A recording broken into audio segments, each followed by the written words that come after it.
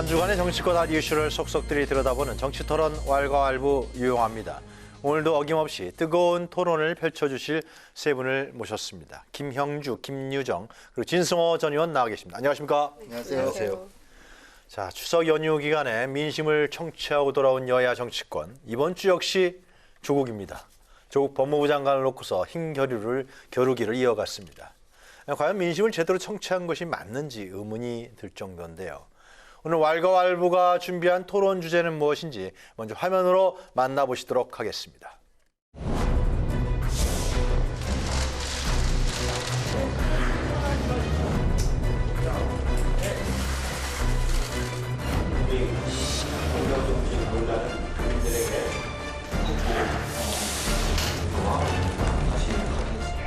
정쟁을 위한 국정조사는 단호하게 반대합니다. 조국 장관과 관련해서 재탕, 삼탕을 넘어 국회를 몽땅 정쟁으로 뒤덮으려는 시도를 중단하시기 바랍니다. 정기국회의 시간은 오직 민생을 위한 국민의 시간이어야 합니다.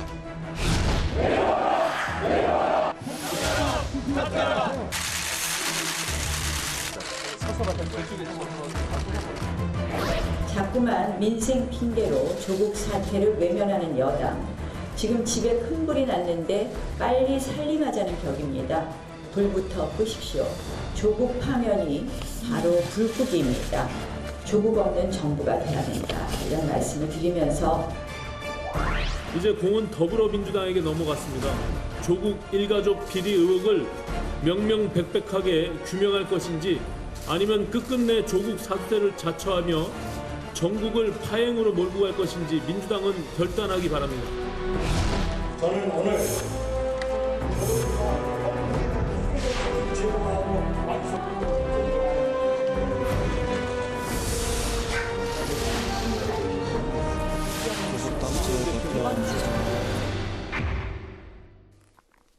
왈가왈부 오늘의 토론 주제는 민생 우선 대 조국 파면.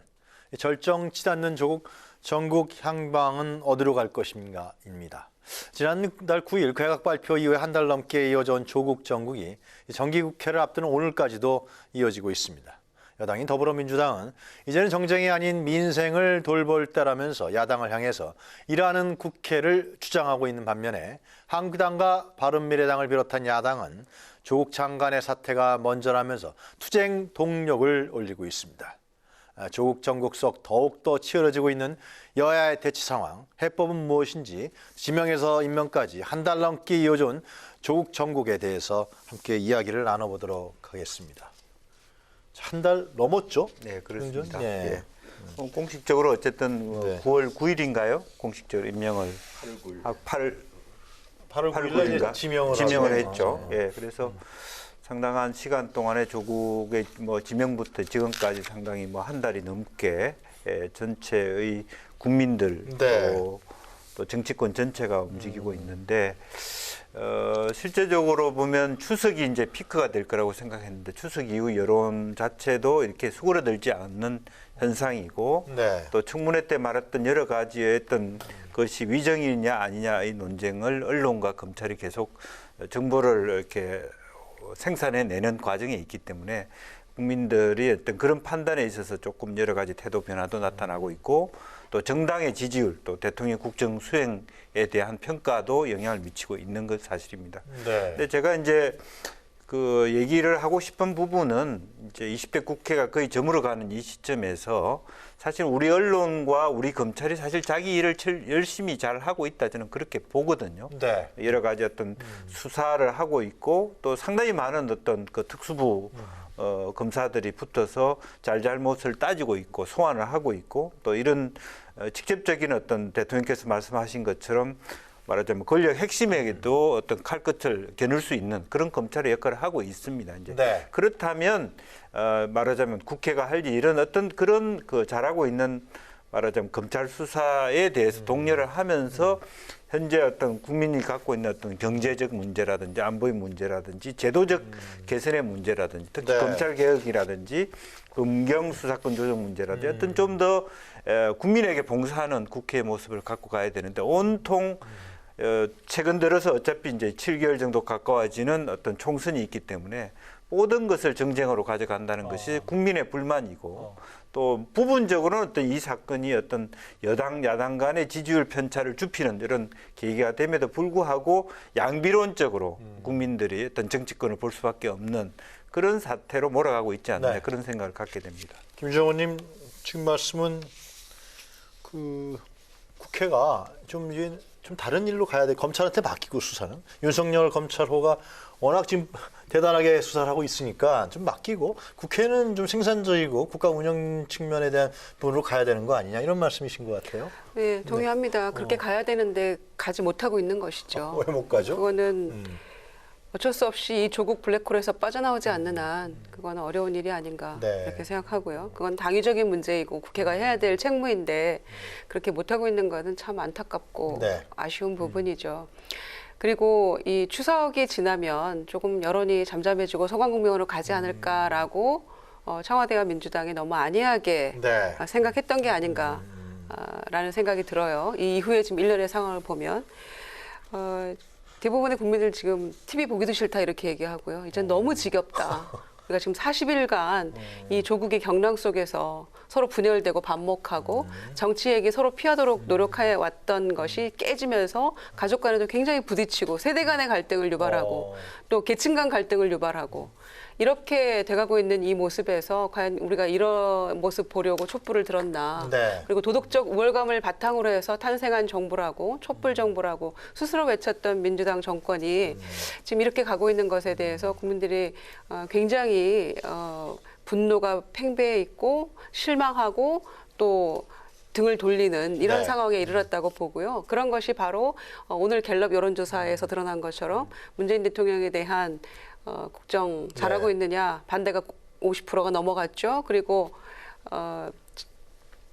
잘 못하고 있다. 그것이 이제 그 지지율이 41.1%, 그러니까 대선 때 지지율에 못 미치는 40%만이 이제 잘하고 있다라고 지지하고 있는 밀턴은 42인가 3이었는데 그죠? 뭐 어쨌거나 갤럽은 더 내려갔네요. 예, 그죠? 어쨌거나 이 반대하고 잘 못하고 있다라는 것이 월등하게 높은 그런 여론조사 결과들이 속속 드러나고 있는 것이죠. 그렇게 나타나고 있다고 보고요. 그래서 이 부분을 빨리 정리가 되지 않으면 이거는 잘해보려고 했다가 오히려 이 정권이 팀킬이 되는 그런 상황으로 그런 비극적인 상황을 맞이할 수 있다라는 점에서 누군가는 빨리 결단해야 된다 이렇게 생각합니다. 빨리 정리한다는 것은 사퇴는 건가요? 그러니까 헌정사상 처음 있는 일 아닙니까? 세계사적으로도 유례없는 일이라고 생각합니다. 장관의 부인이 기소가 되고 네. 또 친인척 중에 한 사람은 구속이 되고 또 누군가는 또 기소될 뭐 이런 얘기가 나오고 있잖아요. 네. 또 장관 본인 자신이 피의자가 될 운명에 처해 있는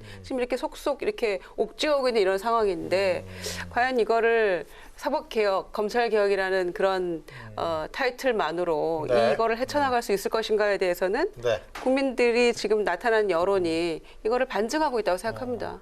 진성원 교수는 어떻게 보세요?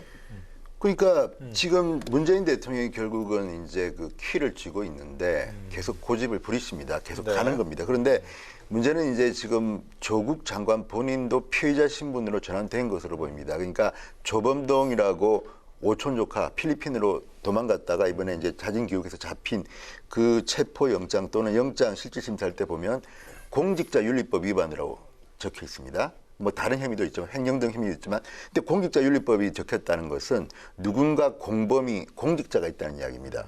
정경심 교수 조국 장관의 부인 공직자 아닙니다. 공직자는 조국 장관입니다. 그러니까 지금 윤석열 검찰은 조국 장관도 피의자로 보고 있다. 이렇게 언론들은 보도를 하고 있습니다. 그러니까 제가 봐도 공직자윤리법이 그 최순실과 비슷한 케이스입니다. 민간인인 최순실 씨한테도 이런 뇌물죄 같은 것들이 되는 이유 중에 하나는 그런 건데 그렇다면 지금 검찰을 지휘하고 인사권을 가진 법무부 장관을 지금 피의자로 보고 있다는 거 아닙니까? 이런 아주 불편한 상황이 나은 데 대해서 청와대는 어떻게 생각할 것이냐. 또 하나 지금 정쟁 이야기 하시지만 저는 야당도 지금 목소리를 내야 되는 이유는 이겁니다. 지금 민주당이나 청와대를 보면 직접적으로 검찰을 협박합니다. 그러니까 행정관이 그래서 뭐 미친, 뭐 늑대, 그러니까 말로 방송에는 쓸 수 없는 굉장히 격한 단어를 쓰면서 윤석열 검찰을 비판하고 있고 네. 또 실제로 민주당과 당정 협의를 했는데 법무부랑 거기서 보면 공보준칙을 바꾸자. 뭐냐면 조국 장관 부인부터 이제는 피해자가 뭐 포토라인에 못 쓰게 한다든지 앞으로 국회의원이 무슨 돈을 받아도 실명을 못 쓰게 하자 이런 지금 법안 개정안을 갖다가 지금 내놨습니다. 법무부 장관 사인만 하면 되는 겁니다. 근데 그것도 민주당이 미뤘습니다. 왜? 오해받는다. 민주당에서 반대하는 소리가 많습니다. 이거 지금 했다가는 조국 장관 보호하겠다. 그런데 또 하나는 특수부입니다. 지금 서울중앙지검 특수 2부가 수사를 하고 있는데 특수부를 줄이자는 걸 갖다가 검찰 개혁안에 넣었다가 뺐습니다. 실제로 민주당 의원이 고백했습니다. 원래 있었는데 뺐다.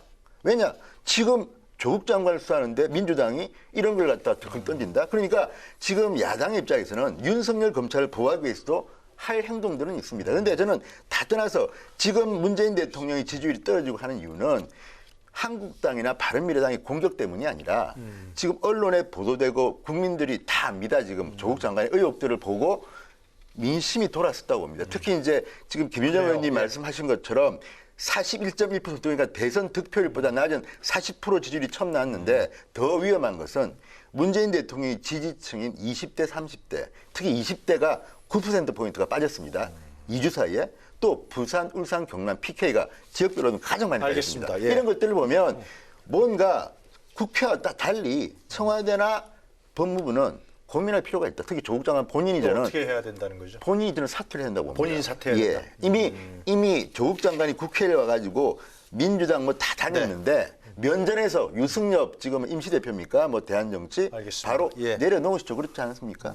저는 이런 불편한 관계를 끝내기 위해서는 조국 장관의 결단 아니면 문재인 대통령이 이제 해임을 해야 되는데 이거는 또 조금 또 다른 골치 아픈 일들이 벌일 수 있는데 어쨌든 그래요? 빨리 물러나는 게 저는 가장 알겠습니다. 국민의 예. 이야기라고 여러 가지 주제가 있는데 이 문제에 대해서는 간단히 답변을 좀 해주셨으면 좋겠어요. 사퇴해야 되는데 어떻게 하실 건가요? 아무래도 이제 예. 대통령께서 처음부터 장관 임명할 때도 두 가지 안을 검토하라라고 얘기를 했다라고 하는 것은 민심의 흐름과 실제의 의혹, 그 당시의 의혹과 사실 확인되는 부분, 이제 이런 부분의 추이를 보고 계신다고 저는 봐야 됩니다. 이제 그런 의미에서 이 사태가 지금 현재 여러 가지 의혹이 연일 발표되는 부분에 일정한 분기점, 인계점이 저는 있을 거라고 보고 그런 의미에서 국회가 그럼 뭐 대통령께서 결정한 부분에 대해서 또 혹은 기소를 만약 피의자로 들었을 때 조국 장관 후보 스스로의 거취 문제가 됐을 때 그다음 국회가 그다음 뭘 할 거냐 하는 부분에 대한 답답함이 있다는 것이고 여전히 이것은 일정 정도 어쨌든 대통령의 결정권에 대한 문제다 그렇게 보입니다. 여권에서는 별로 사퇴 분위기는 없는 거죠 지금 현재? 지금 현재는 뭐 아직은 조금 더 보는데 그것이 본다는 굉장히 건 나중에 사퇴할 수도 있다는 건가요? 장기적으로 갈 수 없는 그런 아마 모멘텀이 조만간 올 수도 있다 저는 그렇게 생각이 듭니다. 사퇴에 대해서는 완강한 입장 아닌가요?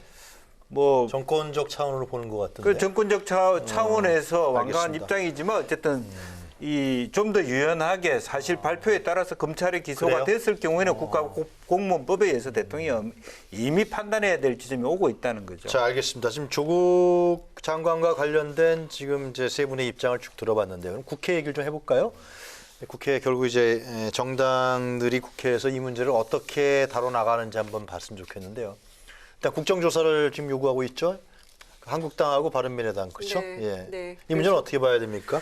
일단 뭐 인원수는 좀 과반이기 때문에 쉽지 않다 그런 얘기도 좀 들리는 것 같은데. 네, 이게 뭐 국정조사 요구서를 제출하는 거는 4분의 1이면 됩니다. 그러니까 네. 75명만 넘으면 제출할 수 있는데 요구했죠. 그리고 이제 국회 본회의 표결을 거치게 되는데 이게 특별한 규정이 없기 때문에 그냥 참석, 출석 그 인원의 과반만 넘기면 네. 보통 법률 통과하듯이 통과가 되는 거예요. 그런데 아마 본회의가 열려서 이게 이제 상정이 되게 되면 각 당에서 사활을 걸고 찬성하는 쪽은 뭐 찬성하는 대로 반대는 반대대로 다 집결을 하겠죠. 다 나오겠네요. 네, 그래서 아마 이제 어떤 점에서는 출석 과반이 아니라 제적 과반에 이거를 넘길 것이냐 말 것이냐 이렇게 서로 고민하면서 수싸움하면서 머리싸움 하게 될 것 같은 이제 그런 제적 과반이면은 이제 뭐 보도는 됐습니다. 한국당하고 바른미래당이 합쳐도 네. 안 되는 거죠. 그게.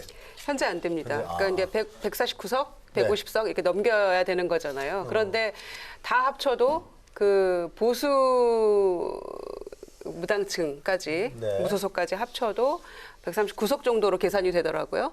그러니까 이제 캐스팅 보트를 쥐고 있는 쪽이 대한정치연대나 뭐 민주평화당이나 이렇게 되는데 거기서 안 나와버리면 현재까지는 이제 그러면 그럼 좀 달라지나요? 수가 복잡해지는 건가요? 복잡해지죠. 수싸움하게 되는데 현재로서 대한정치연대는 국정조사는 반대하고 있는 거고요. 민주평화당도 그렇게 뭐 적극 찬성이나 이런 의사표는 안 하고 있기 때문에 이거는 한국당과 이제 그 보수 야당에서 네. 어떤 정치적 뭐 쇼잉이라고 생각합니다. 정치 공세라고 생각을 하고요. 실제로 이게 이루어질 것 같지는 않고 민주당도 지금 뭐 그건 넌센스다 이렇게 얘기하고 있기 때문에 안 될 것 같은데 그래서 결국에는 이 여론이 그러니까 임명 즈음에 여론이 이렇게 많이 좁혀지지 않았느냐 찬성과 반대가 그때는 좀 그랬어요. 예. 격렬 반대하다가 그래서 이제 조금 되지 않겠나 이 정도면 됐다 하고 임명이 된 것 같아요. 그리고 물러날 수 없는 어떤 한판 승부라고 생각을 했던 것 네. 같은데 그런데 지금 상황은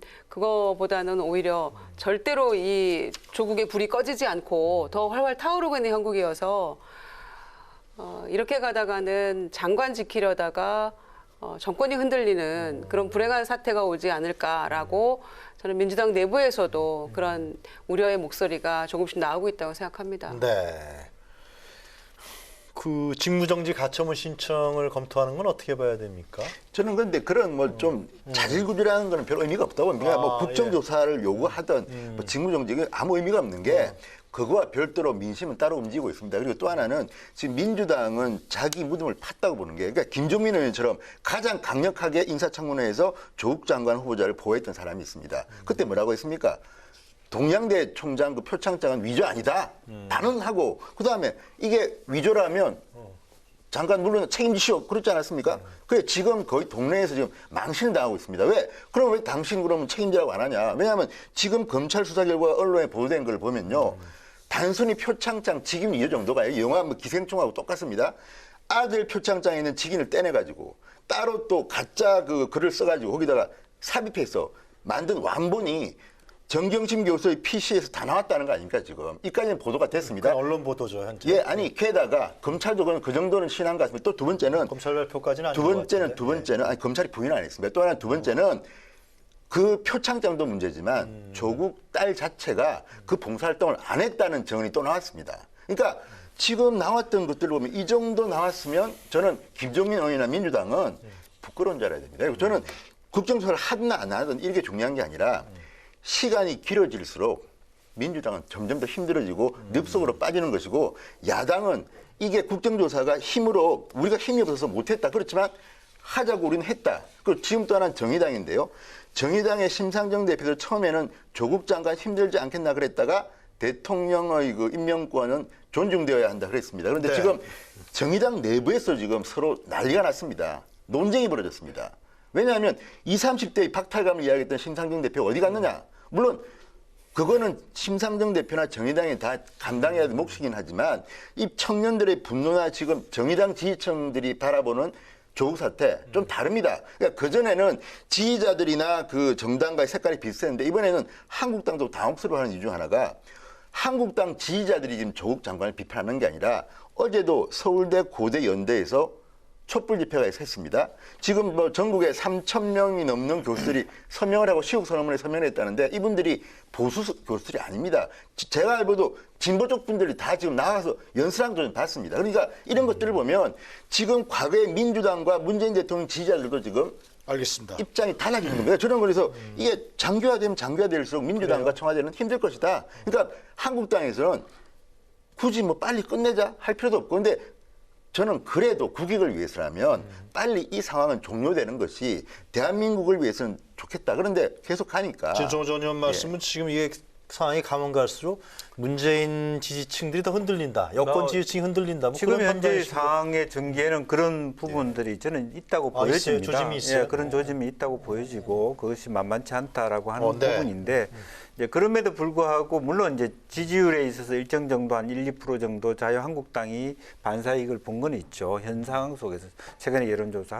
그럼에도 불구하고 되지도 않을 일들을 자꾸 만들고 있거든요. 가처분 신청이라든지 국정조사라든지 사실 일관성이 없는 스스로 고발해놓고 국정조사하자. 그거는 별 그리고 실효성이 청문회를 없는 거다. 열어놓고 실제로 청문 채택을 해서 부결시키는 불가하다라는 결과를 국회에서 해야 될 일들을 제대로 해주지 않는 부분들이 있는 거거든요. 네. 20대 그렇다고 지금 이제 자유한국당을 지지하냐 그건 또 아니고 그런 의미에서 말하자면 현재 어떤 국회 하는 일에 어떤 함축성을 보면 정합성이 별로 있지 않다라고 하는 네. 측면이 있습니다. 그래서 그런 의미에서 저는 오히려 이제 검찰이라든지 이런 부분들이 또 언론은 언론 나름대로의 일들을 하고 있기 때문에 이제 그런 의미에서의 어떤 그래요. 예. 국회가 할 일들을 하면 된다는 한국당이 거죠. 지금 국회에서 대응하는 부분들이 문제가 있다 그런 말씀이신 것 그렇죠. 같은데. 왜냐하면 국정조- 소속 단체 연설까지 일정을 딜레이해가면서 그것을 다음 주에 반대해야 하기로 되는 그런 그 전체 일정들이 자꾸 늘어지고 있는 거 진성호 아닙니까? 전원도 동의하시지만 국정조사라든가 가처분 신청은 별로 실효성이 없는 것이다.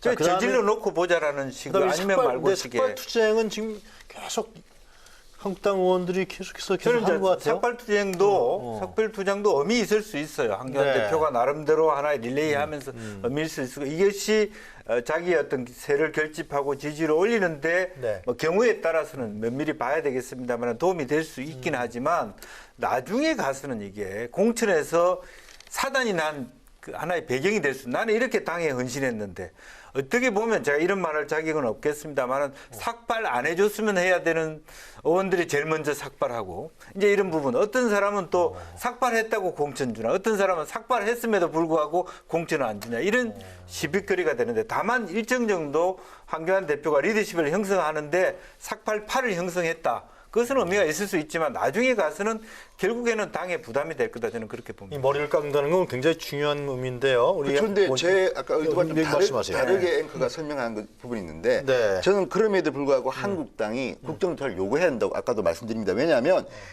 이 특검과 검찰 수사하고는 좀 대치할 수가 있지만 네. 검찰이 수사하고 있더라도 국정조사하면 왜 안 됩니까? 왜냐하면 검찰은 검찰다운 방식으로 수사를 하지만 국회의원의 국정조사는 아니 검찰이 있는데 국정조사를 왜 합니까? 이유가 다 있습니다. 국정조사는 검찰이 할 수 없는 많은 일들을 할 수 있는 게 많습니다. 지금 어떤 게 왜냐하면 있습니까? 지금 예를 들어서 서울시 뭐 공공 와이파이 사업하고 지금 이 조국 펀드 관계자들이 지금 그 협의된 것들이 지금 드러나고 있습니다. 예를 들어서 만들어진 지 얼마 안 되는 이 컨소시엄이 우선 협상 대상자로 선정됩니다. 1,500억 규모입니다. 그런데 문제는 여기에 그 컨소시엄에는 이 여권의 전직 의원, 현직 의원의 전 보좌관들이 들어가 있고 또 서울시 녹취가 나왔습니다. 서울시한테 잘 안다. 이틀 전에 미리 결과를 알고 통보해 줍니다. 이런 것들을 보면 이런 것들은 검찰보다는 정치권에서 해야 할 권력형 당연하죠. 성격이다, 이런 게이트 의견 갈수 그거 있다고. 하라고 국정감사하지 않습니까? 잠깐만요. 국정감사 좀 다릅니다. 이걸 특별히 이렇게 조국 케이스 같은 거는 저는 별로 없다고 봅니다. 이렇게 어마어마한 비의혹들이 터진 적이 있습니까? 장관 후보자가? 그러니까 당연히 해야 되는 것이고 또 특검을 그 잠깐만요. 프로젝트가 승사됐습니까? 아니 됐습니다. 됐는데 그 다음에 탈락된 이유가 뭔지 아십니까? 아니 그러면 서울시도 책임을 져야 되는 게 능력도 없는 사람들한테 우선 협력 대상자로 주고 난 뒤에 그 다음에 시간이 흐른 뒤에 감당을 못해가지고 자른 겁니다. 그때 또 국회에서 실제로 민주당 의원이 국정 질의합니다. 그쪽 편에서 다 지금 나와 있습니다. 그러니까 이것들은요 국정조사 해야 되는 거 또 하나 특검을 왜 주장해야 되나 지금은 조용해졌지만 윤석열 총장은 압니다. 본인이 특검의 책임자를 해봤습니다. 만약에 윤석열 검찰총장이 수사를 지배하고 있는데 특검이 나온다고 하면요. 지금 윤석열 검찰의 명예는 땅에 떨어집니다. 그러니까 특검을 하자 그러면 윤석열 검찰은 더 열심히 수사를 할 수밖에 없는 겁니다. 왜? 지금 대한민국의 검찰에 대해서 국민들은 지금까지 의심이 많았지 않습니까? 그러니까 이런 것들인데 지금 그럼 한국당에서 특검 목소리가 상당히 왜 줄어들었느냐? 누가 봐도 제가 볼 때는 윤석열 검찰총장의 검찰이 여론조사를 봐도 잘하고 있다는 여론이 많습니다. 그럼 이럴 때는 검찰의 직업을 지켜봐야 되는 것이고 예. 뭐 이런 것들이기 때문에 국정조사를 해야 된다. 당연히 요구를 하는 거죠. 그런데 왜 저는 그걸 왜 못 봐드립니까? 그것보다 덜한 것들도 굉장히 논쟁이 좀 많이 달라졌네요. 예. 제가 좀 말씀드릴게요. 예. 근데 방금 서울시 말씀하셨는데요. 국정감사 말씀도 하셨고요. 서울시하고 부산시가 국정감사에서 우리 좀 빼달라 이번에 이렇게 얘기했어요. 그러니까 로비를 했다, 뭐. 어떤 이유일까요? 그건 이제 상임위에 그렇게 얘기를 했다는 거죠. 그런 것도 석연치 않은 거죠, 사실은. 그리고 이제 야당이 국정조사 뭐 이런 말씀하셨는데 저는 이제 국정조사가 요구를 해도 실효성이 떨어진다, 실제로 성사될 가능성이 없다라는 점에서 그게 과연 큰 의미가 있을까, 현실적으로 그렇게 말씀을 드렸습니다마는 이제 야당으로서 할 수 있는 것들은 저는 해야 된다고 봅니다. 그렇게 할 수 있는 것이죠. 그게 이제 현실적으로 실현 가능한 일인지 아닌지 여부를 떠나서요. 네. 왜냐, 과거 민주당 시절을 생각해 보면요. 장갑 해임 건의안을 내기 위해서 우리가 18대 국회에서 80몇 명밖에 안 되니까 소위 친박연대까지 가서 사인 받아가지고 우리가 해임 건의안을 낸 적이 있었어요. 100명이 필요하니까. 무슨 의미가 있습니까? 통과 안 되는 건데. 자, 그런 식으로 하는 것이죠. 정치적으로 해보는 것이죠, 야당은. 그렇지만 한국당에게 너네는 국정농단 세력이니까 국정조사 요구할 자격 없어라고까지 얘기하는 건 저는 좀 과도하다고 생각하고요. 야당은 야당으로서 역할을 하는 것이죠. 다만 지금 한국당의 행태는 삭발하고 그렇게 할 일이 아니고 전혀 국민에게 나름 저는 그거를 뭐 폄훼할 생각은 없어요. 나름의 결기라고 생각합니다. 그런데 스스로 희화화시키고 있잖아요. 내가 율브린 너 닮지 않았냐, 낫지 않냐 이런 얘기를 황 대표가 스스로 해가면서 오히려 자기들의 결기를 가지고 했던 그 삭발 투쟁을 네. 오히려 스스로 지금 이렇게 더 이 축소시키는, 네. 희화시키는 그런 모습 보이는 건 문제 있다고 보고요. 그리고 국회 안에서 해야 될 일을 해야죠. 교섭단체 대표 연설 다 해가면서 그 순차적으로 국회에서 할 일을 하지 않으면서 이런 일들을 하는 것은 저는 문제 있다고 봅니다. 그러니까 자기네 알겠습니다. 책무를 져버리면서 네. 왜 이런 이 격가지에 야당이 불과한 할 일들을 일을 하는 하는지. 거 뭐 제가 마다하지 않습니다만은 제가 왜 그런 얘기를 하냐면 20대 국회 전체적인 점수가 어떤 역대의 국회보다 낮다는 거예요. 굉장히 낮은 것 같아요. 굉장히 낮은 거. 발의 통과 건수라든지 그런 걸로 보면 한심한 지경이거든요. 자기 본업을 마다하고 완전히 정치적인 어떤 총선 중심의 자기 이해관계 일만 한다. 국민은 그렇게 볼 수 있기 때문에 그런 것으로부터 자유롭지 못하다라고 하는 것이고, 그렇다면 최소한의 염치가 있다면 지금이라도 많은 시간 동안에 할 일을 제대로 하면서 정치적 공세를 하라는 얘기예요. 김 의원 말씀은 검찰 수사가 진행하니까 좀 맡겨놓고 어느 정도 국회에서 다른 여러 가지 문제를 국회 정상화를 위해서 일을 해야 된다. 뭐 그런 요지를 계속 말씀하시는 것 같아요. 자, 진성호 의원님께 한 가지만 여쭤보고 그다음에 다른 주제 넘어가죠. 삭발투쟁 건 어떻게 보십니까? 지금 뭐 희화됐다 뭐 그런 얘기까지도 얘기하시는데 그렇죠. 뭐 과연 그- 그렇게 봐야 됩니까? 아니, 저는 각자 머리를 깎는 건데. 예. 저는 평가는 국민이 할 거라고 봅니다. 그런데 네. 이제 이번에 근데 한국당이 좀 놀랬던 건 그런 겁니다. 네. 황교안 대표가 삭발했던 그 타이밍이 너무 늦었다는 비판들이 많았는데 황교안 대표가 삭발식을 한 뒤에 반응은 사실은 한국당이 놀랄 정도로 반응이 좋았습니다. 그러니까 뭐 물론 보는 사람 입장에서 저쪽 진보 쪽 사람들은 뭐 비판하겠죠. 박지원 의원은 뭐 비판했습니다. 근데 그걸 떠나서 한국당 입장에서 볼 때는 제1야당의 대표가 머리 깎은 적이 있습니까? 저는 김대중 대통령이 옛날에 한번 삭발한, 그때는 제1야당은 아니었던 것 같습니다. 근데 과거에도 야당들이 이런 걸 하는데 삭발을 합니다. 그런데 어쨌든 다른 사람은 제가 모르겠습니다. 그리고 삭발을 강요할 수는 없는 겁니다. 본인이 하는 거고, 또 물론 지금 말처럼 어떤 사람은 공천 받는데 좀 도움이 될까 싶어서 머리 깎을 수도 있다고 봅니다. 그렇지만 그걸 우리가 주관적으로 당신은 그렇고 당신은 굉장히 괜찮은 삭발이고 당신은 굉장히 비겁한 삭발이고 이렇게 평가할 권리는 아무한테도 없습니다. 그런데 일단 황교안 대표 아까 율브린 이야기가 왜 나왔냐면 네. 한국당이 놀랬다는 거는, 저도 이제 전화를 받았는데 누가 뭐 어떤 여성이 뭐 미장을 갔는데 지금 난리가 났다는 겁니다.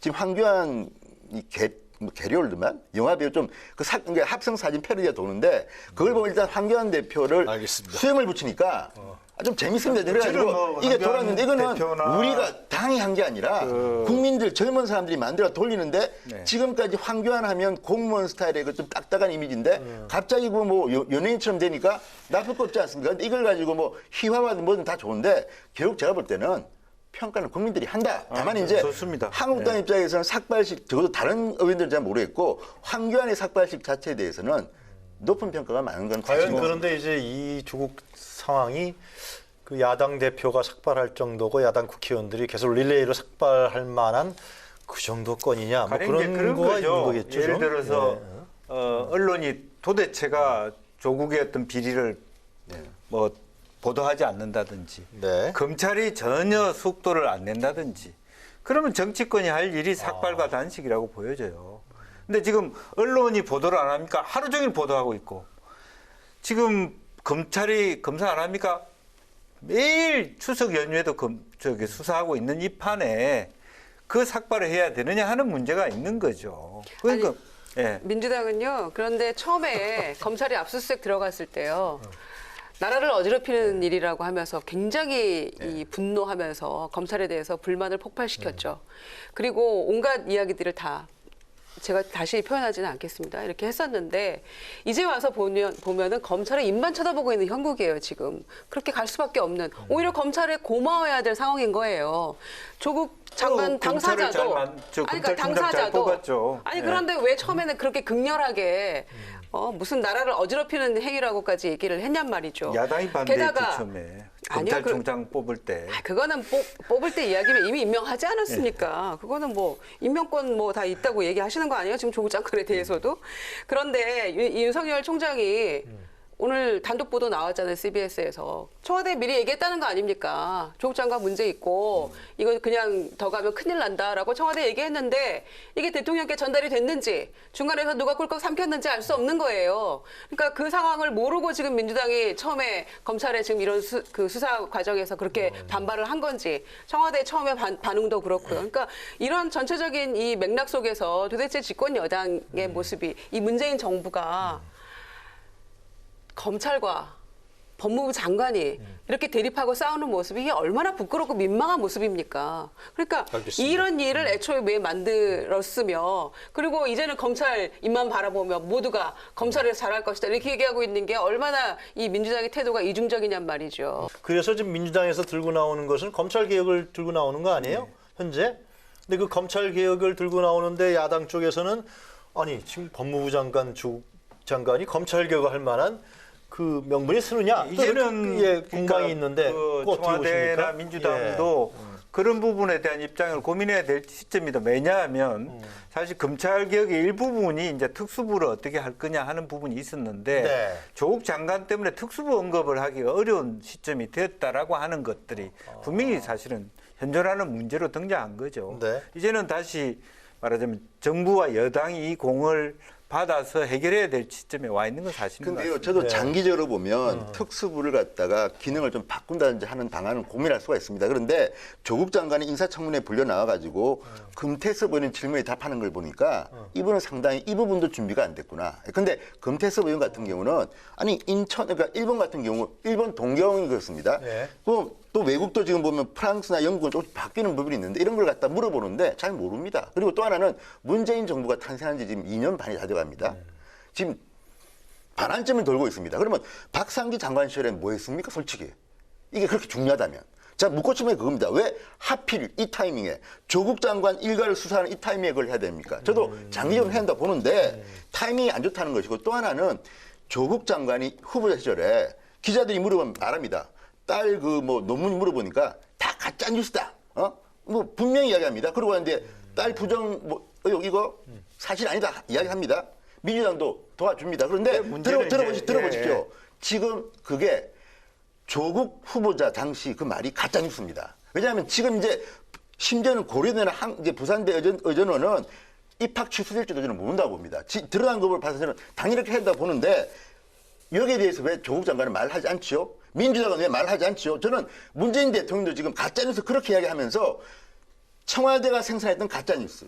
적어도 조국 장관 딸에 대해서는 청와대가 가짜뉴스를 너무 많이 말씀하셨는데 그 부분에 대해서 왜 지금 말을 안 합니까? 이분들은 자기한테 불리하면 다 가짜뉴스고 가짜뉴스로 드러나면 반성이나 사과할 줄 모르는 그러니까 지금 국민들이 등을 돌리는 거 아닙니까? 지지율이 40% 김영중 의원님 좀 대신 말씀해 보시죠. 한번. 왜 사과를 안 하죠? 일단 그것은 이제 그 조국 장관의 위정으로 드러나고 그런 부분이죠. 실제적으로 그 제출을 일제자 제출하지 않았다는 부분을 제출한 게 드러나고 있고. 거짓말 아니에요. 저기서 당국제 논문 청문회에서. 그래서 고려대 들어갈 때 했다라고 하는 부분이고 이제 그런 부분은 정확하게 장관 자신이 해명해야 되고 정확하게 결자해지 차원에서라도 자기가 잘못 알았다든지 해명을 한다든지 반성을 하는 분명히 해야 될 것 같고 네. 당에서도 조국 장관에게 잘못된 사실로 드러난 것 중에 위정한 부분에 대해서 여러 가지 어떤 공격적으로 그런 문제 제기를 해야 될 거라고 저는 보여집니다.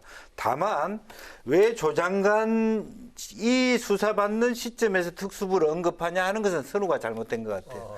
원래는 누가 되든 간에 장관이 되면서 초창기 말하자면 검찰개혁의 일환으로서 특수부 문제는 구조적으로 얘기해야 될 시점이기 때문에 그래서 지금 그걸 합니까? 그 조심스럽기 때문에 그걸 여러 가지 모니터링을 하고 있는 거 아닙니까? 그런 의미에서 지금 일방적으로 검찰을 억누르기 위한 그런 입장은 아니라는 걸 분명히 말씀드립니다. 그러니까 피의 사실 잠깐만요. 유포도 예. 그렇죠. 아, 피의 피의 사실 유포. 유포도 말이죠. 예를 들어서 지금 윤석열 총장이 서울중앙지검장 시절에 저는 지금이나 그때나 윤석열은 굉장히 강골검사로 세게 수사를 하는 것 같습니다. 그때도 똑같이 피의 사실이 유출되고 그때는 지금보다 더 생생하게 지금은 서울중앙지검에서 무서워가지고 기자들한테 말을 못한다고 합니다. 그런데 그때는 지금 말을 못하고 들어보세요. 있습니까? 들어보세요. 그렇게 보여지고 있습니다. 그런데 문제는 그때는 심지어는 극단적인 선택을 하는 분들이 몇 분 나올 정도로 알겠어요. 심할 정도로 그 피해 사실이 유포되는데 법사위원장이 왜 그 당시에는 청문회 왜 하는 박상규 동안 장관이 그런 이야기 안 하다가 정권 환경부 블랙리스트 수사하니까 갑자기 그때 피해 사실 유출 이야기합니다. 또 이번에 왜 그러니까 저는 문재인 정부의 법무부는 그때 다릅니다. 일관성을 좀 보여라 이겁니다. 저도 알겠습니다. 이 사실 유출 문제는 심각하기 때문에 언젠가는 바꿔야겠지만 왜 보수 인사에 대한 수사를 할 때는 그때는 민주당이 뭐라고 했습니까? 조국 장관이 옛날 2011년, 말이 2012년에 이 뭐라고 말씀인 것 했습니까? 같은데. 그때 예, 알겠어요. 국민의 알 권리가 더 중요하다. 이거는 벌하면 네. 안 된다 그랬던 사람이 왜 갑자기 자기가 장관 되더니 이렇게 법학자의 양심을 바꿉니까? 그래요, 알겠어요. 말이 안 그런데 되잖아요. 김정은 의원님 지금 뭐 피의사실 유출 문제 나오고 법무부가 검찰을 컨트롤하는 문제, 그러니까 비검사 출신들이 민간인 통제를 한다는 검찰을 이 문제는 사실상 뭐 뒤집다 나온 얘기고 그건 또 진행돼 나가야 되는 문제 아니에요? 조국 장관과 여부 상관없이? 네, 그렇죠. 이건 검찰 개혁이 중요한 부분인 것 같은데. 역설적으로 봐서 이제 피의사실 공표 관련 지침이나 뭐 훈령 이 얘기 나왔을 때도요. 이제 결론은 논란 끝에 조국 장관의 가족 수사 이후에 이거를 뭐 시행한다 그렇게 이렇게 하자고 결론은 내렸잖아요. 민주당에서? 그런데 이제 그때 얘기를 하면서 조국 장관 일성이 뭐였냐면 이거는 내가 장관 되고 지금 갑자기 나온 얘기가 아니고 박상기 장관 시절에부터 계속 하려고 했던 것이다 이렇게 얘기를 하고 있거든요. 네. 그러면 역으로 박상기 장관이 잘하고 계셨던 거 아니겠어요. 굳이 조국 장관이 아니어도 검찰개혁 못하는 이유가 없다고 생각해요, 저는. 초대 내각은 가장 그 정권 출범하면서 가장 개혁적이고 정권의 그 출범 목적과 부합하는 인물들을 다 초대 내각에 장관으로 앉히는 거 아니겠어요? 그럼 박상기 장관하고 함께 잘했어야죠. 대통령의 의지만 있다면 저는 장관이 누가 되더라도 할 수 있는 일이었다고 생각해요. 널 바꿨느냐? 그런데 피의사실 공표 문제는 이제 왜 그러면 가족들 수사 피해가려고 하는 거 아니냐라는 의심의 눈길을 보내니까 네. 박상기 장관 때 했던 거라고 피해가는 거 아닙니까? 굉장히 이거는 민망한 그런 변명이라고 생각하고요. 결론은 가족 수사 이후에 시행하기로 한 건 잘된 일이라고 생각합니다. 그런 논란에 애초에 만들지 말았어야죠. 예. 특수부 문제도 마찬가지고요. 그런데 중요한 거는 이 피의사실 공표 관련한 이런 문제들도 뭐 모든 거를 다 이 국민에게 알리지 않고 이런 거는 피해 가야죠. 정말 중요하고 어떤 권력형 문제랄지 그다음에 뭐 대기업에 관련된 문제랄지 국민들이 정말 이 언론을 통해서 보지 않으면 알 수 없는 알 권리 차원에서. 그렇죠. 알 권리 차원에서 일정 부분은 이 보장하는 쪽으로 가야지 무조건 다 막아버리면 그래요. 안 된다고 생각하는 거죠. 자, 그럼 김정은 의원님 검찰 개혁 얘기가 나와서 그런데 조국 장관이 지금 법무부 장관 취임한 지 한 열흘 넘었나요, 그렇죠?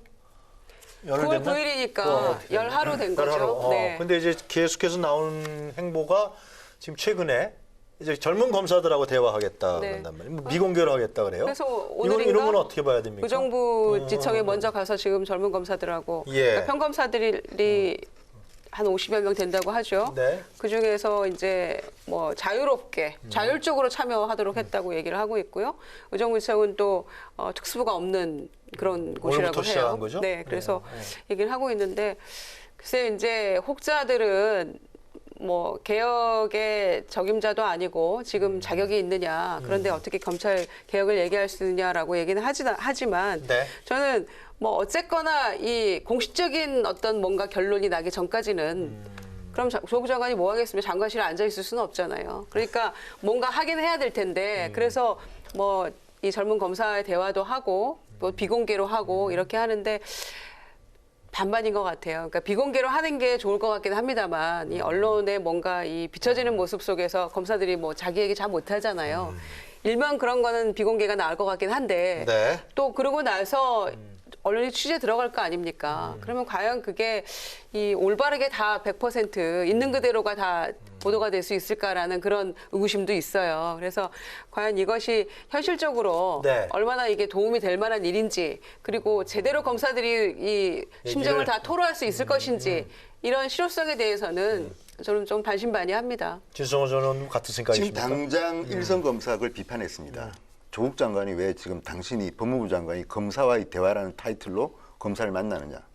법무부 장관은 당연히 검사를 만나야 되는 겁니다. 그 장관, 다른 장관은 이제 따로 그렇게 타이틀 만드는 거 있을 수 있다 보지만 법무부 장관이 검사를 만나는 거는 당연한 거 아닙니까? 근데 그걸 마치 노무현 전 대통령의 검사와의 대화를 연상시키는 그런 제목으로 내용은 공개하지 않으면서 행사한다는 것만 공개했습니다. 그러면 아예 다 공개하지 말고 조용히 만나면 되는 거 아닙니까? 그러니까 지금 또 쇼하냐는 지금 비판들이 나오는 겁니다. 그러니까 쇼잉이다. 지금 조국 장관이 하는 거에 또 어떤 반응이 나오냐면요. SNS 오늘 좀 봤는데 이게 무슨 피의자와 검사와의 만남이냐? 왜냐면요. 지금 참 묘한 게 이미 조국 장관과 그 가족들은 일부가 피의자 신수고 기소까지 된 상태인데 그 장관이 지금 일선 검사는요. 검사 동일체원죄라는 게 있습니다. 검사들이 지금 수사해야 될 대상이 되는 사람인데 갑자기 만나게 되면 불필요한 오해도 생긴다고 저는 보기 때문에 당연히 저는 법무부 장관이 검사 만나는 건 당연하다고 보고 또 뭐 의정부도 어딘가에 지방 있는 일선 검사 만나는 건 좋다고 봅니다. 알겠습니다. 다만 문제는 왜 그렇게 언론에 공개를 해서 또 여론전 아닙니까? 또 뭐 조국 장관을 좋아하는 사람들은 개혁 잘한다. 싫어하는 사람들은 아니 피의자가 왜 검사들을 만나지? 저는 이 둘 다 저는 근거가 있다고 보지만 계속 알겠어요. 조국 장관은 조금 저는 저 상당히 부정적이신데 김영주 의원도 부정적으로 보시나요? 참 반반입니까? 어려운 상황입니다. 이걸 해도 뭐 하고, 정말 김 의원님 말씀 안 하고 가만히 있자니 또 뭘 하냐 하는 데까지는 해봐야지 이런 그 딜레마에 빠져 있는. 그렇지 않을 것 같은데. 아니 이제 왜냐하면 이것은 어떤 제도적인 변화, 개혁을 하려 그러면 어떤 그런 명분을 쌓기를 해야 되잖아요. 명분 쌓기 일환일 수 있거든. 이런 스크린을 통해서 검사의 요청이 이런 이야기가 나왔고 그런 측면에서 앞으로 이런 제도로 가는 것이 좋겠다. 나 혼자 생각이 아니다 하는 그런 과정의 어떤 단계 아니겠습니까? 이제 그런 의미에서 이미 이제 어떤 분들은 이 사람이 이렇게 피해자로서 얼마나 갈 것인가 부정적으로 보는 사람 입장에서는 네. 굳이 안 해도 될 일을 왜 사서 하느냐 그런 입장도 있을 수 있는 거고 본인은 하는 데까지 하겠다. 지금까지 대응으로 보면 국회 가서 많은 의원님들한테 만났고. 면박 당하면서도 하는 태도를 보면 하는 데까지는 가겠다는 네. 입장이니까 본인은 그런 것을 끌고 나가려고 하는 알겠습니다. 것이고 네 그런 겁니다. 자, 지금 그러니까 조국 장관의 이 논란과 여러 가지의 많은 문제점 제기 의혹 관계에서 정치권에 또 어떤 변화가 생길 건가 한 두 가지 주제를 갖고 얘기해 보겠는데요. 자, 이 한국당과 바른미래당이 부산에서부터 무슨 이 반연대 그걸 만들었어요, 그죠? 지역마다 다 반연대 그런 어떤 기구 같은 걸 만들어서 지금 진행하는 것 같은데요. 이것은 결국은 이 조국 장관의 문제를 기점으로 한국당과 바른미래당이 합쳐 나가는 어떤 그런 과정으로 보는 거 아니냐, 가는 거 아니냐 이런 얘기가 있습니다. 어떻게 봐야 됩니까? 그러니까 오늘 일단 그 부산에서는 네. 그 자유한국당 부산시당 그리고 바른미래당 부산시당이 함께 조인해가지고 조국 장관을 비판하는 집회를 연다고 합니다. 네. 근데 이것은 어쨌든 부산이라는 특성이 있습니다. 부산이라는 곳은 조국 장관의 고향이고 해관고등학교 출신 아닙니까? 또 문재인 대통령이 경남고등학교 출신 아닙니까? 네. 그쪽 다 부산인데 여론조사는 리얼미터나 갤럽이나 그 지지율 낙폭이 제일 큰 곳 중에 하나가 부산입니다. 그렇기 때문에 부산에 있는 사람들이 정치인들이 손잡고 물론 그게 뭐 당을 합하고 이런 차원까지는 안 가더라도 조국에 대한 비판에는 의견이 같아. 그러니까 나름대로 또 부산에서는 아시다시피 민주평화당이나 이런 쪽은 그래요. 당세가 좀 약합니다. 솔직히. 그러니까 바른미래당, 한국당, 민주당 이게 사실 3등분된 거라고 보면 되는데 물론 한국당이 좀 압도적으로 강하긴 합니다만 둘이 손잡고 한다는 것은 나름대로 부산에서 반문연대 비슷한 어떤 이제 그 집회를 여는 거죠. 그리고 저는 이게 수도권에도 저는 뭐 올 수도 있다고 봅니다. 다만 그렇지만 그거는 그 지역에 있는 사람들끼리의 그 뜻이 맞아야 되는 건데 일단 부산 지역에서의 알겠습니다. 바른미래당과 한국당은 뜻이 맞아서 여는 것이기 때문에 그런 거는 결국 정치적 활동이기 때문에 보수 대통합 구도로 간다 이렇게 해석이 가능한 거 아닌가요? 그 대통합이라는 게 이제 아, 어디까지가 대통합. 대통합인지 아, 그래요? 모르겠어요. 거기 안에는 통합? 우리 공화당도 들어가야 되겠고 이를테면 어, 대통합이라 하면 네. 그 소위 빅텐트 안에 이제 이런 여러 가지 복잡한 계산이 나옵니다만은 네. 계속 말씀드렸습니다만은 바른미래당은 쪼개질 수밖에 없는 운명이죠. 네. 또 지금 그 시발점이 부산 시당에서 출발하고 있다 이렇게 봅니다. 이게 전체 당 차원은 아니잖아요. 네. 그 지역 차원에서 일단 일어나고 있는 것인데 일단 연대는 시작된 셈이죠. 불을 지폈어요. 그러니까 바른미래당은 어쨌거나 쪼개질 수밖에 없는 운명인데 그 시점이 어디가 될 것인가. 지금 최근에 하태경 최고위원이 윤리위원회에서 직무정지 6개월 받아서 네. 이제 바람잘 날이 없습니다. 바람잘 날이 하여튼. 없죠. 예. 그러니까 뭐 연이어서 계속 뭔가가 끊임없이 이 분란의 소지들이 일어나고 있는 셈인데 이제 시기가 언제이냐 이것만 네. 남아 있다고 봅니다. 그러니까 어쨌거나 저는 갈라질 것이고. 그러니까 조국 문제라든지 또 문재인 대통령 반대하는 집회의 네. 어떤 아주 낮은 차원에서 연대 가능하다고 보여지고요. 결과적으로는 바른미래당의 붕괴라고 나타나고 실질적인 정치 연대는 불가능하다. 왜냐하면 자유한국당 지지율이 오르고 있기 때문에 그 자유한국당의 당협위원장이나 국회의원들이 이 연대를 바랄 것이냐 저는 바라지 않는다. 그래도 상당히 구체적으로 진행되는 것 같은데요. 예를 들면 선거법이 통과될 경우에는 굳이 한국당과 바른미래당이 합칠 필요는 없다. 통과되지 않는 경우에는 그러니까 합친다. 매우 뭐 이런 낮은 논의까지도- 연대. 다만 이제 말하자면 보수 전체가 부산 경남 지역에서 주도 세력으로 다시 돌아오자라는 어떤 그 이벤트지 실질적인 정치적 화합적 결합을 할 수 없는 구조에 있다. 못한다? 결과적으로는 네. 진영도 그럼요. 마찬가지신가요? 그러니까, 못한다 그러니까 이거예요? 현실적으로 보면 아무래도 그렇게 이제 조국 반대 시위는 같이 할 수 있겠으나 각 지구당에 바른미래당 당협위원장도 있고 한국당 당협위원장도 있고 또 한국당 같은 경우는 국회의원 현역이 있는데 우리 합쳐가지고 서로 이렇게 공천 나눈다? 그러니까 이게 지금 국회의원들이 다른 건 모르지만 총선이 6개월 남았고 그러니까 힘들 거다. 다만 이제 선거연대가는 어떻게 보세요? 다만 이런 건 있는 게 지금 아까 우리 앵커가 말씀하신 것처럼 선거법이 만약에 통과돼서 새로운 선거법으로 선거를 치를 경우에 지금처럼 하나로 돼서 선거를 치르는 것보다는 나눠져서. 각각 나눠져서 비례대표들을 갖다 많이 해가지고 나중에 합치는 게 유리할 수도 있다고 보는데 저는 근데 그런 정치공학적 그 기사는 봤습니다만 그 예. 기자들이 아이디어 차원에서 쓴 거지 아, 그래요? 그렇게 하기에는 지금 시간도 없고 솔직히 그렇게 힘듭니다. 왜? 권력에 대한 욕심들이 충돌하면요. 누군가 특별히 희생하지 않으면 그런 식의 연합은 만들기 힘듭니다. 알겠습니다. 자, 그런데 저 문제를 한 번 더 짚어보죠. 지금 이제 이 조국 사태가 장기화 여파되면서 정당 지지율에도 많은 변화가 생기는데요. 그런데 또 특기할 만한 변화가 이 무당층, 무당파, 중도층이죠. 이 계속 늘어나고 있다라는 거거든요. 40% 정도까지 늘어났다. 이런 여론조사도 나온 것 같아요. 38점 몇 %인가. 네, 40%에 육박하고 네, 있죠. 이런 부분들 정치권에 어떤 변화를 주는 요인으로 작용할 수도 있을 것 같은데요. 그래서 다시 여러 번 말씀드린 것처럼 국민의당이 있었어야 됐다. 왜겠냐? 그렇게 해체되지 말았어야 됐다. 그 있었으면 다 받아먹었다. 결국 그걸. 제3지대가 필요했는데 그런 아쉬움이 정말 새록새록 들 때가 있네요. 그래요? 지금의 이 작금의 정치 현실을 바라보면서. 네. 그런데 이 무당층이 40%에 육박하는 상황을 놓고서도 한국당과 이 민주당이 아전인수로 해석을 하더라고요. 그러니까 한국당은 무당층이 이제 드디어 많은 그 문재인 정권을 지지했던 사람들이 등을 돌리기 시작했다라는 것만으로 자기네에게 굉장한 청신호라고 생각하는 것 같고요. 근데 안 갔잖아요. 한국당한테. 그러니까요. 그 얘기를 민주당이 하고 있는 거죠. 민주당이 하고 그래서 있는 아전인수라는 겁니다. 민주당은 민주당은 그래봤자 너네한테 가는 건 아니야. 이렇게 얘기하고 있는데. 민주당에서 빠져나간 건데. 그렇죠. 그러니까 제가 보기에는 이거는 민주당이 현재는 불리한 게임이거든요. 그렇지. 지금 예. 상황은. 왜냐하면 빠져나가고 있기 때문에. 그럼 오늘 갤럽 조사는 상당히 충격적으로 받아들이고 있을 거라고 봅니다. 애써 태어난 척해도. 그래서 이런 것들이 점점 무당층이 늘어나면 국민들이 결국에는 민주당으로부터 등 돌리는 거 아닙니까? 그렇죠. 정권 초기를 생각해 보세요. 문재인 대통령의 지지율이 80%에 육박했잖아요. 83%까지 나왔습니다. 그랬나요? 네. 그러니까 더욱 놀라운 수치인데 지금 절반 이하로 떨어진 거 아닙니까? 이제 그런 상황을 돌이켜 본다면 그래서 민주당이 지금 뭐 공천, 혁신, 물갈이 이런 얘기를 하면서 지금 선점하려고 노력은 하고 있는데 네. 물갈이나 공천 파동은 그렇게 간단한 문제는 아니거든요. 그러니까 이 무당층 40% 육박하는 40% 넘어갈 수도 있겠죠, 이제. 민주당의 지지율에 따라서는. 알겠습니다. 그러니까 그거에 따라서는 예. 이 아전인수 그만두고 자. 국회에서 할 일 제대로 하면서 제가 하고 싶은 말 있어요, 몇 가지.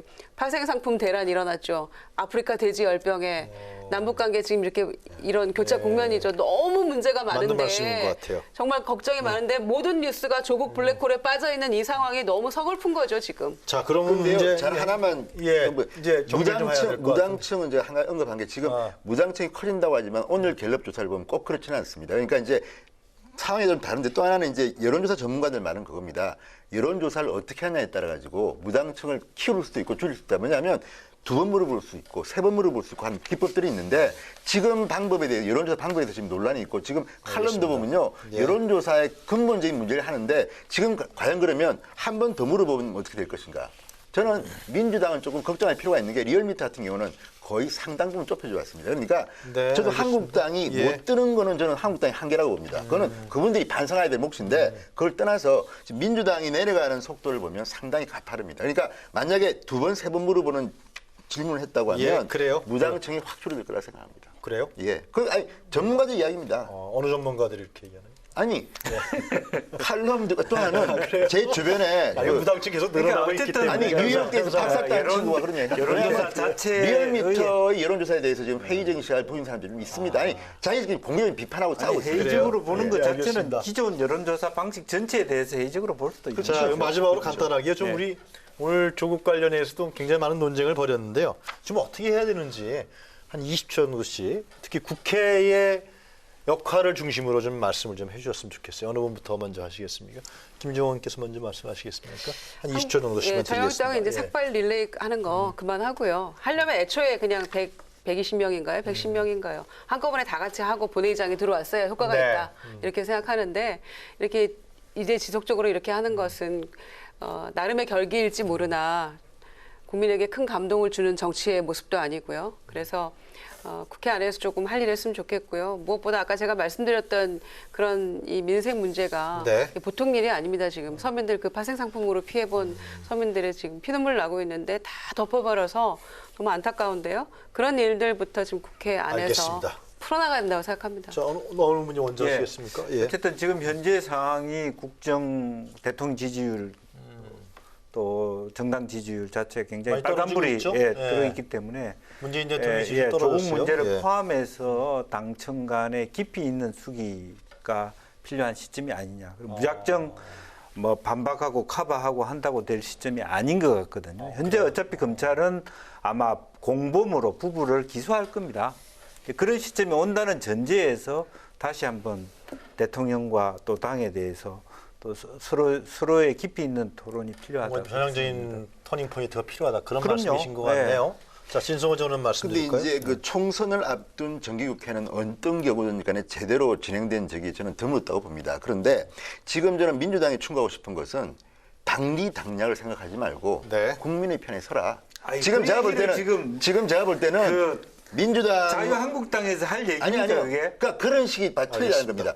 내가 할 일을 하면 되는 거지. 왜 자꾸만 다른 당에 그러니까 예. 지금 문제는요. 아니 지금 뭐 아니, 들어보세요. 민주당에 본인이 충고하는 거는 뭐 아니 제 입장을 이야기하는데 왜 자꾸만 왜냐하면 그래요? 한국당도 제가 볼 땐 테크닉이 좀 부족한 건 사실입니다만 그런 말을 하는 게 아니라 그래도 한국당이 조금 오른 이유는 지금 국민의 뜻에 맞게 행동하는 정치인들이 누군가 저는 한국당과 미래당이라고 봅니다. 민주당은 지금 당리당략 또는 공천 때 내가 불이익 볼까 봐 청와대 눈치 보고 말을 못하는 것 같습니다. 그렇게 하면 저는 내년 총선에도 힘들 거라고 보는데 어쨌든 당리당략을 버리고 국민의 편에 서시라 예. 이런 충고를 드리고 싶습니다. 제 의도에는 좀 건강하고 생산적인 좀 합의안은 혹시 없나, 대안은 없나 했는데 역시 아주 논쟁은 원인 무효가 돼야지 생산적인 대안이 나오죠. 알겠습니다.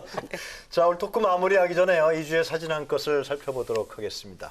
자, 오늘 진성호 전 의원이 먼저 준비하셨나요? 진성호 전 의원 사진 한 컷 더 보도록 하겠습니다. 더불어민주당 예찬 대표가 이제 어제 사성 이상 중진들과 함께 모아서 회의를 했는데 저는 예찬 대표의 저 말은 맞다고 봅니다. 무슨 말이냐면 지금 국회의원이 300명인데 네. 국민들로부터 신뢰를 받는 사람들은 6, 7명밖에 없다. 그리고 앞에 면전에 있는 중진 의원들한테 당신들 다 국민 신뢰 못 받는 사람들이야 이렇게 말했습니다. 예. 물론 논반 진반인데 네. 저거는 이제 국회에 대한 국민들의 평가를 기준으로 계산을 한 건데 저 말 속에는 뼈가 있다고 봅니다. 왜? 지금 이해찬 대표는 본인이 내년 총선 출마 안 하겠다고 선언했기 때문에 자유로운 분인데 4선 이상 중진들이 많습니다, 민주당에. 그리고 지금 문재인 대통령도 제가 볼 때는 물갈이를 좀 했으면 싶은 것 같습니다. 뭐 얼마 전 신문 사파 보면 문재인 대통령이 뒤에 물갈이 들고 장관방에 기웃기웃 하는데 장관은 연필 없이 딴 데 보고 있습니다. 이런 사파들이 왜 나오냐. 또 중앙일보 일면 톱 기사가 유원회 김원미, 진영, 박영선 출마 안 한다. 본인들은 부인하지만 이걸 이렇게 쓴다는 거는 청와대나 민주당 지도부하고 취재를 해서 쓴 기사로 저는 봅니다. 그렇다면 지금 민주당은 조국도 조국이지만 6개월 뒤로 남은 총선을 앞두고 지금 중진들이 내가 나나갈까 봐 벌벌 떨고 있다. 알겠습니다. 이해찬 대표도 지금 조 베이스는 좋다고 보기 때문에 한번 해보십시오. 근데 결국은 아까도 말씀드렸지만 국민 뜻을 얼마나 보살피느냐. 그런데 민주당은 제가 볼 때는 알겠습니다. 아주 개개 의원들이 세기 때문에 쉽지 않을 것 전 같아요. 의원님께서 오늘 한국당 얘기보다 민주당 얘기를 좀 많이 하신 것 같아요. 민주당을 좀 잘하라고 격려하는 차원. 예, 알겠습니다. 자, 다음에 김영주 전 의원의 사진 한 컷을 보도록 하겠습니다. 예. 그 프랑스 외신의 AFP가 네. 이런 뭐 당연히 조국 장관 얘기를 빗대어서 이 하살이 어떤 교육 문제와 관련해서 야당 대표로 이어지고 있다. 저 나경원 대표의 아들 문제로 나아간다 이렇게 했습니다. 사실은 제가 뭐 어떤 특정 의원의 얘기를 할 게 아니라 현재 네. 우리 현역 국회의원님들의 자녀.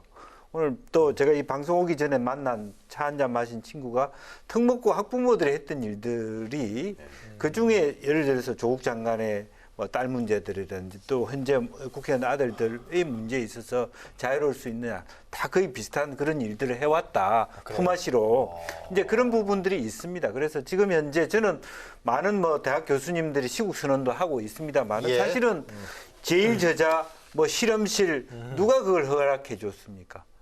사실은 지식인 사회 전체가 자기네들끼리 주고받으면서 사다리를 걷어냈거든. 그런 의미에서 누가 누구에게 이렇게 얘기하기 어려운 구조로 우리 사회가 왔다라는 어떤 보편적인 의미에서의 반성이 필요한 시점이 아닌가. 그런 의미에서 제가 뭐 어떤 뭐 특정한 어떤 의원들의 어떤 특혜 전수조사를 해야 되나요, 그럼? 누가 그런 뭐 전수조사하자는 전수조사하자는 뜻은 아니더라도 예. 누구 일방적인 한 사람의 마녀 사냥으로 끝날 문제는 아니다. 저는 그렇게 생각합니다. 손학규 대표가 전수조사하는 얘기 하셨던데요. 그래요? 그래서 문재인 대통령도 제도의 문제다 이런 일석을 남겨서 우리를 더 사실 더 이 화나게 한 부분도 있었다고 생각합니다. 그런데 이 민주당 정부가 도덕적 기준을 나경원 대표나 황교안 대표에게 두면 안 되죠. 더욱 우월한 도덕성을 가지고 탄생한 정부 아닙니까? 너네는 안 그랬어 이렇게 하면 안 된다고 생각합니다. 그건 그것대로 조사해야 되고 수사해야 될 문제지만 당신들은 안 그랬어 그러니까 우리에게 말하지 마 이렇게 해서는 안 된다고 생각하고요. 제도의 문제가 있고 품앗이 할 수 있었다고 봅니다. 그 당시에. 그러나 누구나 표창장을 위조하지는 않아요. 누구나 의학 논문의 제일 저자로 등재되지는 않습니다. 알겠습니다. 자, 김유정 전 의원의 사진 한 컷을 또 연이어 보도록 하겠습니다. 네, 오늘이 딱 1주년이죠? 1주년이더라고요. 그러니까 작년에 9월 20일 날 백두산 천지에서 이 네 분이 사진을 찍는 그런 모습이었는데 벌써 1년이 됐어요. 근데 네. 이제 오늘 여러 신문에 보도된 걸 보니까 이 북한의 여학생, 남학생들이 성지순례처럼 저기 천지에 가서 기념 촬영하고 이런 모습들이 여러 그래요? 신문에 많이 실렸더라고요. 그러니까 이제 1주년 기념인지 모르겠습니다. 그런데 당시에 이제 9.19 공동선언 네 6가지 미안. 사항들이 있었죠. 합의 내용들이 과연 잘 지켜지고 있는가. 우리는 그대로 그 이후에 1년 동안 어떤 변화들이 있었는가 생각하면 참 답답해지고 한숨이 나옵니다. 그때 김정은 위원장이 가능한 한 가까운 시일 내에 서울을 방문하겠다 서울 그랬는데 답방. 그게 이제 6번째 합의 사항이었어요. 예, 예. 군사적 충돌도 이제 한반도 전체로 안 하겠다 이런 거 군사적 있었는데 중식은 많이 이건 실현됐죠? 그렇게 했지만 적대가 관계는? 여전히 미사일은 북한에서 쏘아대고 예. 있고 뭐 여러 가지 문제가 있지 않습니까? 그리고 네. 이제 이산가족 문제도 교착 국면이고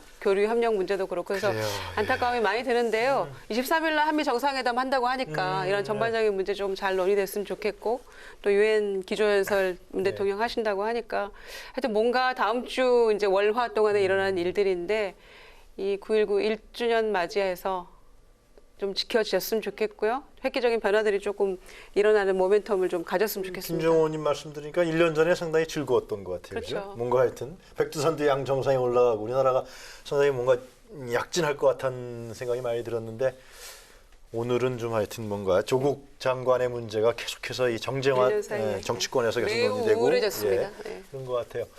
자, 최근 전국의 혼란과 무질서로 이 무당층 또 중도층 세력이 늘어나고 있습니다. 약 40%가 중도층 또 무당파로 돌아섰다고 하는데요. 현 정치권에 대한 불신이 상대적으로 커졌다는 의미입니다. 중도 세력은 단순히 캐스팅 보트 역할만 하는 것이 아니죠. 이 북유럽의 1등 선진국가 사례에서 볼 수 있듯이 이 중도 정치 세력이 흥하면 국민이 통합되고요. 또 생산력이 발전해서 모든 국민이 다 잘 살게 됩니다. 좌우의 극한적인 대립 상황이 이어지고 있는 지금이야말로 좌우 모두를 아우르면서 국민을 행복하게 만드는 중도 정치 세력의 역할을 진지하게 고민해봐야 할 때가 아닌가 싶습니다. 자, 정토론 왈가왈부 오늘은 여기까지입니다. 세 분 수고하셨습니다. 저희는 다음 주 금요일 이 시간에 다시 찾아뵙겠습니다. 감사합니다.